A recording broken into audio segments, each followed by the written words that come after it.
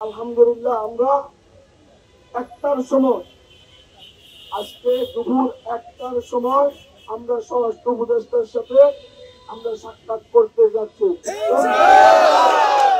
অন্য কোন সচিব কেউ না, আজকে স্বরাষ্ট্র উপদেষ্টা মহোদয়। তাই বলে কি যাচ্ছি, যতক্ষণ পর্যন্ত আমাদের দাবি মানবে না আমরা আমাদের পথ থেকে সরব না। তবে আমি আসা পর্যন্ত অনুরোধ করবো আপনারা শান্তিপ্রিয়ভাবে বসে থাকতেন।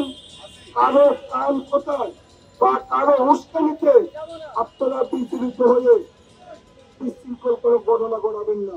আর যদি এই ধরনের কিছু ঘটাতে চান তাহলে আমরা যারা প্রতিনিধিত্ব করতেছি আপনাদের কাছ থেকে আমরা দূরে সরে যাবো।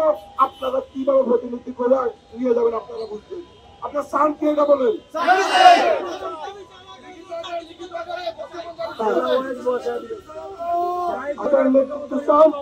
আমরা সচিবালয় থেকে আসা পর্যন্ত আপনারা শান্তিপূর্ণভাবে বসে থাকতেন। আমাদেরকে আহ্বান জানিয়েছেন স্বরাষ্ট্র উপদেষ্টা মহোদয়।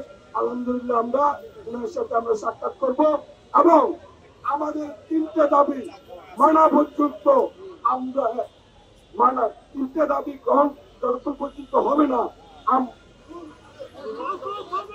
তিনটা দাবি মেনে নেওয়া পর্যন্ত আমরা মাঠ ছাড়বো না। সর্বপ্রথম কি আমরা বিশেষ আদালত, সিভিল কোর্ট, ডিসি সামাজিক সাহেবের কোর্ট যারা আমরা চাকরিচ্যুত হয়েছি প্রত্যেকের চাকরিকে পুনর্বহাল করতে হবে।